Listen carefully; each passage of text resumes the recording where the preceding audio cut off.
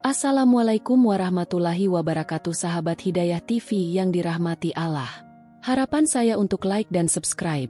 Semoga Allah membalas semua kebaikan kalian dengan pahala berlipat ganda, meraih kebahagiaan, kesuksesan dan rezeki yang berlimpah. Di video kali ini kita akan mendengarkan kisah seorang ibu tua yang menikahi sapinya hingga melahirkan sapi saat melakukan ibadah umroh. Penasaran dengan cerita selengkapnya? Tonton video ini sampai selesai agar tidak sesat. Di desa kecil di Jawa Tengah, di mana suara ayam berkokok bersahutan dengan adzan subuh, ada seorang ibu tua bernama Nani. Usianya telah melampaui 70, dan hidupnya berputar pada rutinitas sederhana yang tidak pernah berubah sejak ia muda. Memelihara sapinya, merawat kebun, dan menjalani kehidupan yang damai dan sunyi setelah suaminya meninggal bertahun-tahun lalu. Semua orang di desa tahu siapa Nani. Seorang wanita yang dikenal karena keteguhan hatinya. Namun, ada satu hal yang mulai dibicarakan orang di desa, sesuatu yang membuat mereka berhenti dan berbisik ketika melihatnya berjalan dengan sapinya yang bernama Sari. Bukan hal yang aneh bagi petani untuk memiliki hubungan erat dengan hewan peliharaannya, tetapi apa yang terjadi dengan Nani dan sapinya tampak jauh lebih aneh. Suatu hari, seorang tetangga melihat Nani berbicara dengan Sari di ladang.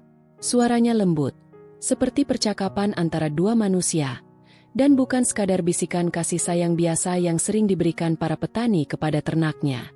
"Ini adalah jalan kita," kata Nani sambil menatap mata Sari yang lembut. "Kita telah melalui banyak hal bersama. Kau dan aku, hanya kita berdua yang mengerti." Sapi itu, seolah-olah mengerti, menganggukkan kepalanya dengan pelan, dan Nani tersenyum. Mungkin ini hanya imajinasi seorang tua yang kesepian, tapi bagi Nani, hubungan ini terasa lebih dari sekadar persahabatan antara manusia dan binatang. Ada sesuatu yang lebih dalam, lebih spiritual. Setelah bertahun-tahun hidup tanpa anak dan ditinggal suami, Nani merasa terisolasi dari dunia luar. Ia hidup dalam kesunyian yang tidak bisa dijelaskan dengan kata-kata. Namun, dengan sapinya, ia menemukan kebahagiaan sederhana. Sari tidak hanya sekadar sapi peliharaan. Ia adalah pendamping setia, satu-satunya makhluk yang mengisi ruang kosong dalam hati Nani. Hingga suatu malam, Nani mengalami mimpi yang tidak pernah ia bayangkan sebelumnya. Dalam mimpinya, ia berada di sebuah padang pasir yang luas, di tengah badai yang kencang, bersama dengan Sari. Mereka berdua berjalan tanpa arah, tetapi Nani tidak merasa takut. Di kejauhan, ia melihat Ka'bah bersinar terang di tengah kegelapan. Suara yang lembut dan penuh kedamaian berbisik di telinganya. "Datanglah, kita menunggumu." Ketika Nani terbangun, ia merasa panggilan yang kuat untuk menunaikan ibadah umroh. Ia sudah lama ingin pergi, tetapi selalu ada alasan untuk menundanya. Uang yang tidak cukup, usia yang semakin tua, dan ketidakmampuan meninggalkan Sari. Namun, mimpi itu terasa begitu nyata, seperti perintah yang tidak bisa diabaikan. Dan yang lebih aneh, sejak mimpi itu, Nani mulai merasakan perubahan dalam tubuhnya. Perutnya perlahan membesar, seperti seorang perempuan yang tengah hamil. Pada awalnya, ia merasa ini hanya ilusi atau tanda usia tua. Tetapi lambat laun, perubahan ini menjadi nyata. Tidak ada penjelasan medis yang bisa diterima oleh akal sehat. Ia tidak menikah lagi, tidak pernah bersentuhan dengan seorang laki-laki sejak kematian suaminya. Namun, tubuhnya berbicara seolah-olah ia sedang mengandung. Tetangga-tetangga mulai menyadari perubahan itu dan desas-desus mulai menyebar. "Apa yang terjadi dengan Nani?" tanya seorang wanita kepada temannya di pasar. "Dia semakin aneh saja," katanya. "Dia ingin membawa sapinya ikut umroh," jawab temannya dengan nada cemooh. Namun, Nani tidak peduli dengan apa yang dibicarakan orang-orang. Ia percaya, ada sesuatu yang lebih besar sedang terjadi. Ada keajaiban yang sedang berproses di dalam dirinya. Sesuatu yang hanya ia dan Sari yang mengerti. Nani akhirnya memutuskan untuk berangkat ke Makkah. Dengan uang yang dikumpulkan dari hasil menjual tanah warisan kecilnya, ia mendaftarkan dirinya untuk umroh. Namun, permintaannya untuk membawa Sari bersamanya ke Tanah Suci ditanggapi dengan keheranan dan kebingungan oleh pihak penyelenggara perjalanan. "Kami belum pernah mendengar ada yang membawa sapi untuk umroh, Bu," kata salah satu petugas dengan nada sopan tapi jelas kebingungan. Sari harus ikut. Ia bagian dari perjalanan ini, jawab Nani dengan tenang. Tatapan matanya menunjukkan keteguhan yang sulit dipatahkan. Melalui serangkaian negosiasi panjang, dengan bantuan beberapa petugas yang terharu oleh kisah hidup Nani, akhirnya Sari diizinkan ikut dalam perjalanan. Keputusan ini disambut dengan berbagai reaksi dari jemaah lain. Beberapa memandang dengan heran, sementara yang lain menganggap ini sebagai sebuah keajaiban yang belum pernah terjadi sebelumnya. Saat mereka tiba di Makkah, Nani merasakan kedamaian yang belum pernah ia rasakan sebelumnya. Di tengah kerumunan ribuan manusia yang sedang beribadah, ia berjalan bersama Sari di sampingnya. Orang-orang menatap mereka, sebagian kagum, sebagian lagi bingung, tetapi Nani tidak peduli. Baginya, ini adalah perjalanan spiritual antara dirinya, sapinya, dan Tuhan.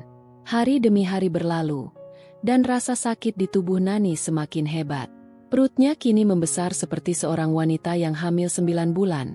Meskipun akal sehat mengatakan itu tidak mungkin. Rasa sakit yang datang tidak biasa. Tetapi Nani merasa damai.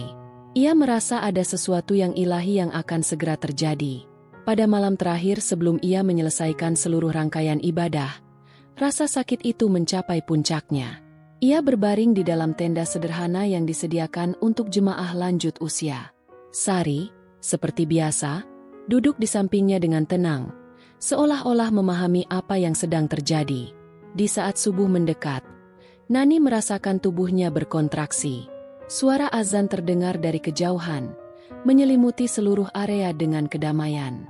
Dengan perlahan, Nani melahirkan seekor anak sapi. Mata anak sapi itu jernih dan lembut, persis seperti Sari. Seorang wanita yang kebetulan berada di tenda yang sama terdiam menyaksikan kejadian itu. Dia tidak tahu harus berkata apa, hanya bisa menatap dengan penuh keheranan dan kekaguman. Apakah ini nyata? Gumamnya pelan. Nani, dengan napas yang terengah-engah namun penuh kedamaian, menggendong anak sapi itu dengan hati-hati. Ini nyata, katanya lembut. Ini adalah keajaiban yang Tuhan berikan padaku. Wanita itu menangis, terharu oleh keteguhan dan keimanan Nani. Apa yang akan kau lakukan sekarang, Bu? Nani menatap langit yang mulai terang. Matahari pagi yang baru saja menyingsing di atas gurun pasir.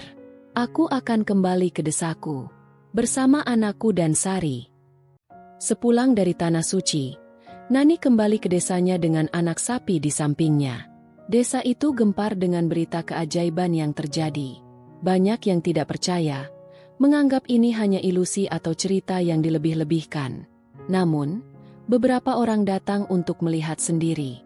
Waktu berlalu, dan Nani hidup damai dengan anak sapi yang tumbuh besar, serta Sari yang setia di sisinya. Bisik-bisik dan cemoohan dari masyarakat tidak mengganggunya. Ia telah melalui perjalanan spiritual yang dalam, dan kini hidup dalam kedamaian yang penuh makna. Hingga suatu hari, Nani jatuh sakit. Usianya yang lanjut membuat tubuhnya semakin lemah. Tetapi ia tidak takut. Di hari terakhirnya, ia terbaring di tempat tidurnya, dikelilingi oleh Sari dan anak sapi yang telah dewasa. Dengan suara yang hampir berbisik, Nani berkata, "Hidup ini penuh misteri. Ada banyak hal yang tidak bisa kita pahami dengan akal. Tapi Tuhan selalu punya rencana, meski kita tidak bisa selalu melihatnya." Dengan senyuman damai, Nani menutup matanya untuk terakhir kalinya. Anak sapi dan Sari, keduanya berdiri diam di samping tempat tidurnya, seperti memahami bahwa perjalanan Nani telah selesai. Di bawah langit yang sama, sapi-sapi itu terus hidup, mengisi ladang kecil di desa yang sunyi, di mana cinta dan keajaiban hidup berdampingan dengan bisik-bisik masyarakat yang tak pernah memahami. Semoga kisah ini menjadi pelajaran bagi kita semua. Wassalamualaikum warahmatullahi wabarakatuh.